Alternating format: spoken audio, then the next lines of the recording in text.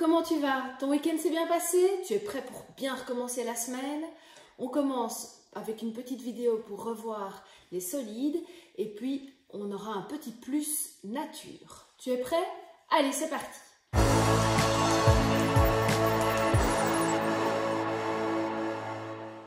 Aujourd'hui, on va revoir les solides.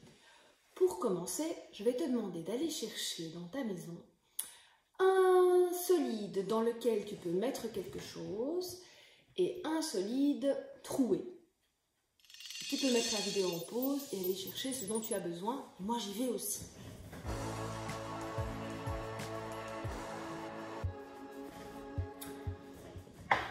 Voilà les deux solides que j'ai ramenés. Une casserole passoire avec des petits trous dedans. Voilà. Et un solide dans lequel je peux mettre quelque chose, j'ai pris une tasse. Tu te souviens, des solides, ce sont des objets que je peux prendre en main, que je peux peser, sous-peser, que je peux remplir. Tu te souviens? Maintenant, je vais te demander d'aller chercher dans ta maison un solide qu'on va appeler cube. Un solide que l'on va appeler parallélépipède rectangle. Un que nous allons appeler boule, un que nous allons appeler cône, un cinquième que nous allons appeler pyramide à base carrée, un que nous allons appeler prisme à base hexagonale,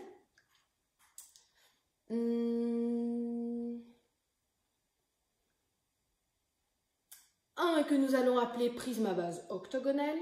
Je suis sûre que tu en as, surtout si tu es un garçon, je suis sûre que tu en as. Et le huitième, un cylindre. C'est parti? Allez! Si tu as besoin de remettre la vidéo en arrière pour te souvenir de tout ce que j'ai demandé, n'hésite pas. Hein. Mets la vidéo en pause et on se retrouve.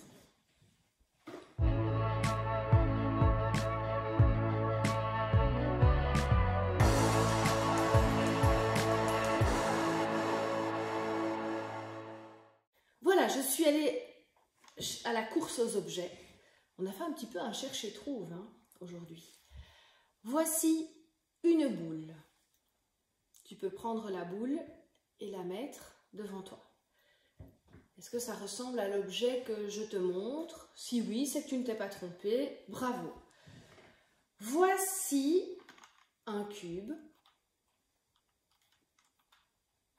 Ça ressemble à l'objet que tu as pris? Voici une pyramide à base carrée. Alors, je t'avoue que je n'en avais pas. Donc, pour l'occasion, j'en ai fabriqué un. Une plutôt. J'en ai fabriqué une. Voici un parallélépipède rectangle. J'ai pris une boîte de jus. Voici un cylindre. Une boîte de conserve. Voici un cône, un petit chapeau d'anniversaire, un cône, voilà. Là, le prisme à base octogonale, tu reconnais cet objet? Alors vérifie pour cet objet, non, on vérifiera plus tard, je saute des étapes. Voici mon prisme à base octogonale et voici mon prisme à base hexagonale. Voilà, maintenant que tu as tous les objets devant toi, je vais te demander, j'espère que tu t'en souviens, de séparer tous ces objets en deux catégories. D'un côté, tu vas mettre les polyèdres et de l'autre côté, tu vas mettre les non polyèdres. Tu mets la vidéo en pause et on se retrouve. On va vérifier. Voici de ce côté, j'ai trois objets que je vais appeler non polyèdres. J'ai le cylindre, la boule et le cône. De l'autre côté, j'ai les objets que nous allons appeler polyèdres, le parallélépipède rectangle, le cube, la pyramide à base carrée, le prisme à base hexagonale et le prisme à base octogonale. Est-ce que c'était correct? Est-ce que tu te souviens ce qu'est un polyèdre et ce qu'est du coup un non polyèdre? Je te le rappelle, un polyèdre, c'est un solide.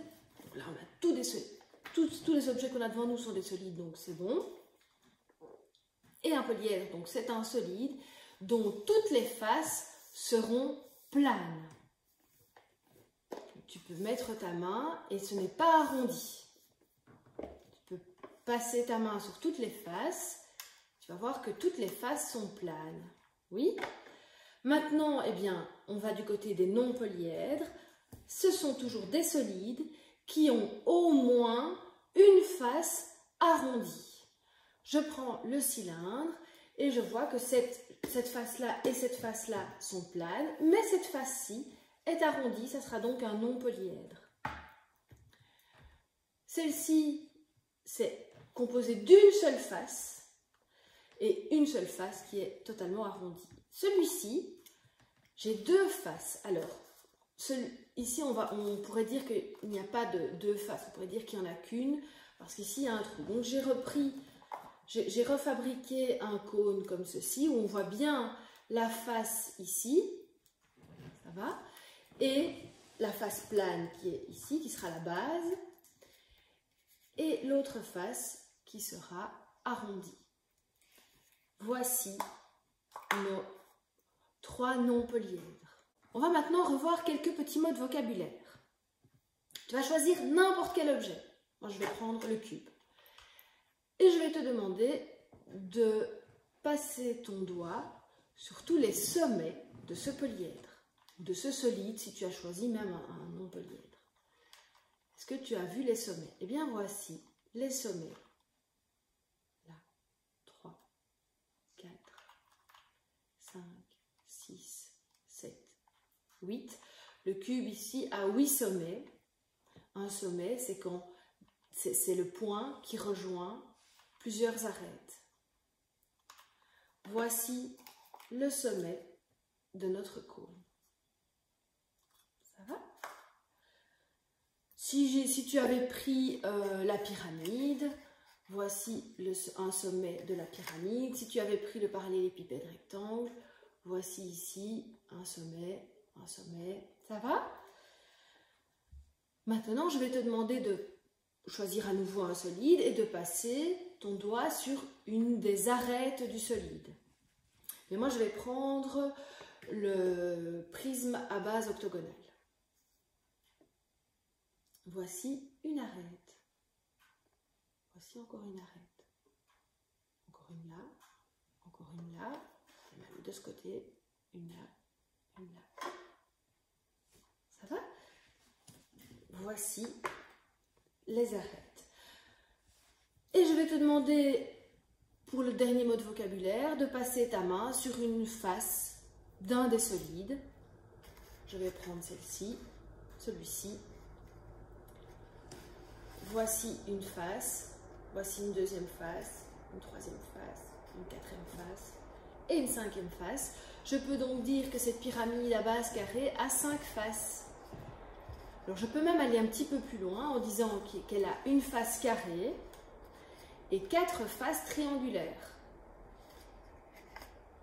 Contrairement au cube qui lui a combien de faces? Rappelle-toi. Alors si tu hésites, pense à un dé.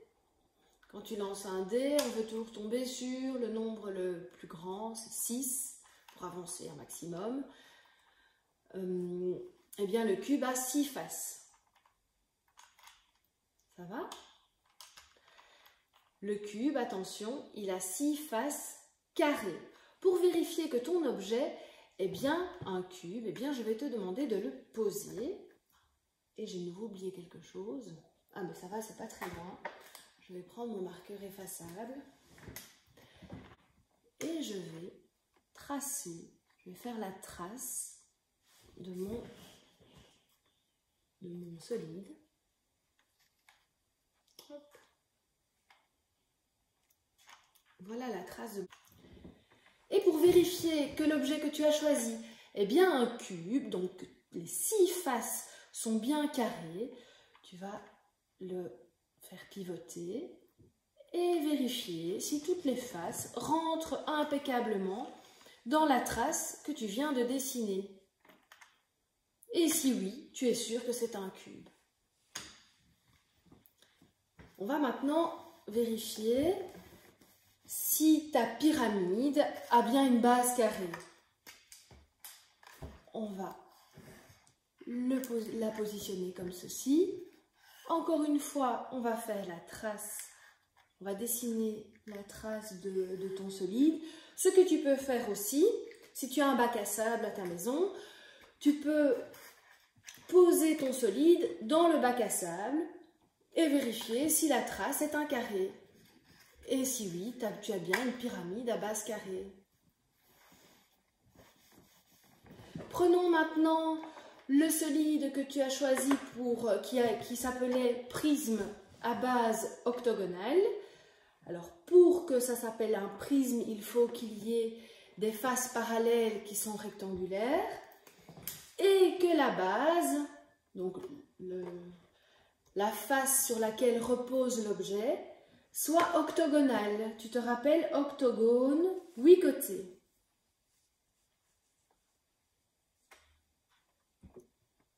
Est-ce qu'il y a bien 8 côtés? 1, 2, 3, 4, 5, 6, 7 et 8. J'ai bien un prisme à base octogonale.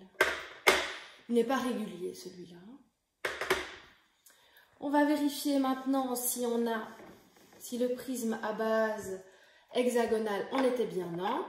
Je le dépose. Si tu as un bac à sable, tu le déposes dans ton bac à sable. Et tu verras donc directement la trace qu'il fait dans le sable. Voilà. Est-ce que j'ai bien une trace qui forme un polygone à 6 côtés, donc un hexagone? 1, 2, 3, 4, 5, 6, tout à fait. On va tester maintenant notre parallélépipède rectangle. Quand je le pose, quand je le mets sur sa base, est-ce que j'ai bien un rectangle? Et puis je vais vérifier si chaque face parallèle est bien identique. Cette face-ci est rectangulaire. La face qui est parallèle à cette face, elle est ici. Je vais vérifier si elle rentre impeccablement dans la trace que je viens de dessiner. Oui. On va tester maintenant une autre face qui doit être aussi un rectangle. Sinon ça ne s'appellera pas parallélépipède rectangle. Voilà. Est-ce que la face parallèle à celle-ci qui se trouve ici rentre impeccablement dans la trace? Oui.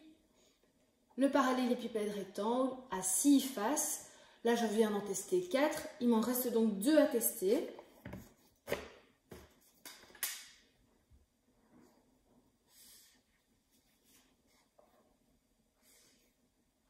La face parallèle à cette face est ici. Et oui, effectivement, c'est bien un parallélépipède rectangle.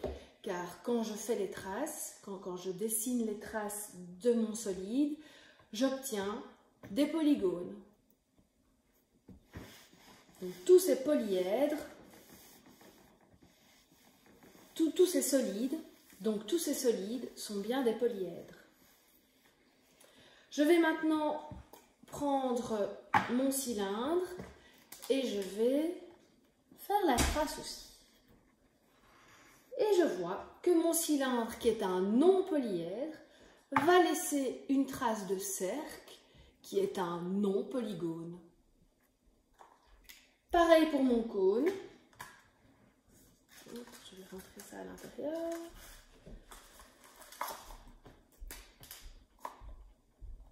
Je fais la trace de mon cône qui est un non-polyèdre. Et quand je regarde la trace que mon non-polyèdre laisse, eh bien, ça laisse une trace encore une fois de cercle. Et le cercle est un non-polygone. Est-ce que ça va? Est-ce que tu te souvenais de tout ça? J'espère que ça t'a fait une bonne remise en mémoire de tout ce que tu savais déjà sur les polygones.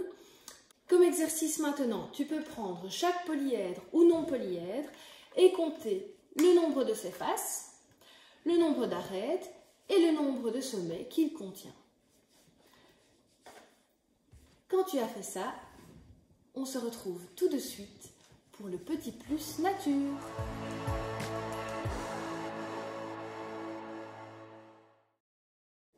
Aujourd'hui, dans le petit plus nature, on va fabriquer un abri à abeilles solitaires.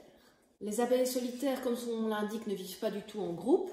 Elles vivent seules, elles ne produisent pas de miel, mais sont quand même très importantes pour la pollinisation. Ce sont les abeilles solitaires qui visitent les premières, qui sont les premières visiteuses des fleurs des arbres fruitiers. Et en général, elles seront déterminantes pour le reste de la récolte. Les abeilles solitaires, elles vont en général chercher des petits trous, des petites cavités, un trou dans le sol ou une branche de bois creux pour venir s'y installer et pour pondre. Si les abeilles solitaires ne trouvent pas de petits trous dans la nature, elles iront s'installer dans des petits trous en général, les petits trous d'aération qu'on a à nos fenêtres.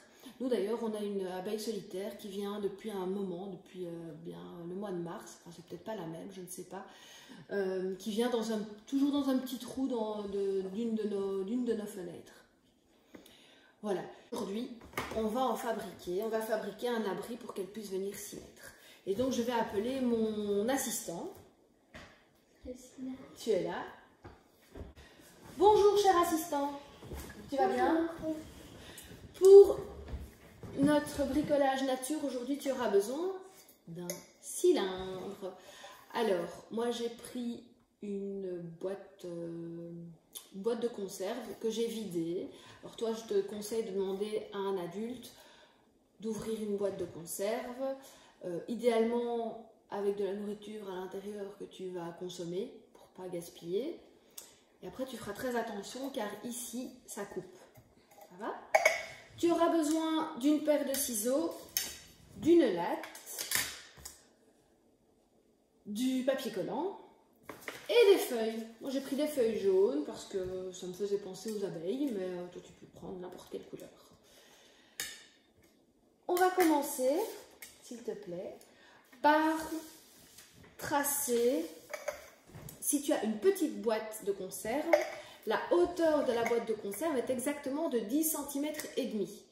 Donc tu vas placer ici un petit trait à 10 cm et demi. Pareil de l'autre côté, tu vas tracer, là je trace un petit trait ici à 10 cm et demi pour dire que c'est là que ça va s'arrêter. Et pareil de l'autre côté, à 10 cm et demi, un petit trait. Et puis on va, et demi, 10 cm et demi, voilà, parfait. On va maintenant, génial, on va maintenant tracer une grande ligne qui rejoint les deux petits traits que tu viens de tracer. Très bien. Oui, j'ai pris un crayon vert, j'ai pris que des couleurs nature aujourd'hui.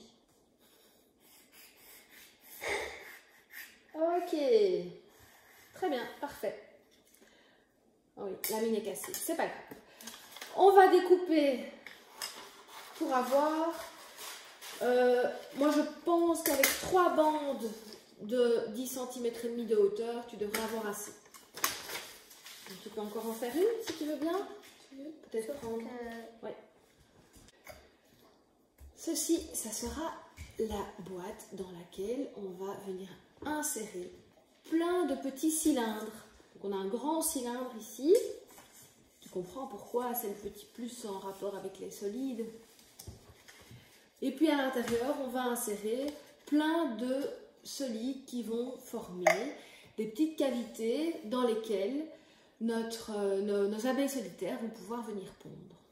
Pendant ce temps-là, je vais déjà préparer des petits morceaux de papier collant. Je vais en préparer voilà, une bonne dizaine déjà. À mon avis, ça sera sans doute pas assez, mais une bonne dizaine. Tu peux découper. Est-ce que je peux avoir le stylo? Notre assistante Clara vole à ton secours. Donc je coupe que ici? Oui. Pour avoir des bandes de 10 cm et demi de hauteur. Quand tu as tes bandes de 10 cm et demi de hauteur, tu vas venir placer un petit trait tous les 5 cm environ. Hein. Ça ne doit pas être ultra précis. Hein. Amusons-nous. On n'est pas en petit plus géométrique. Ça peut être de 6 cm, c'est pas très grave.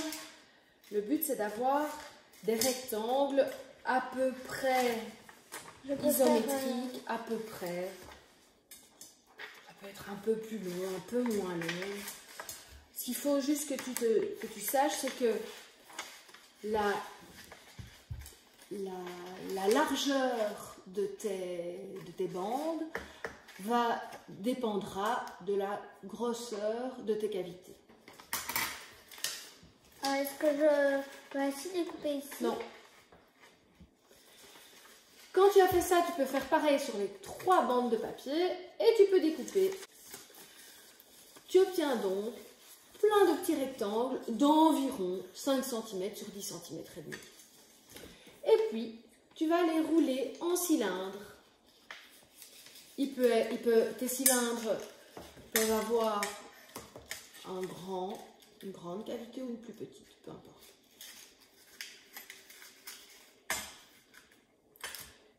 Tu vas mettre du papier collant.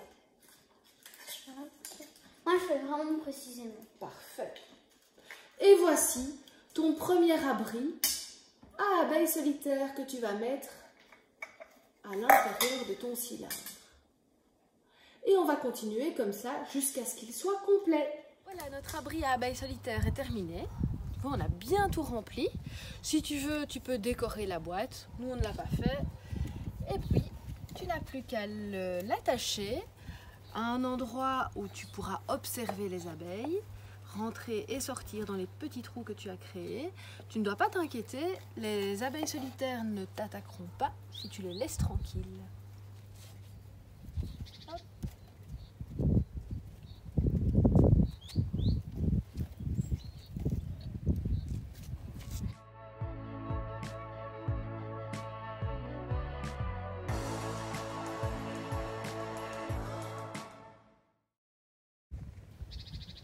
J'espère que tu t'es bien amusé. À demain!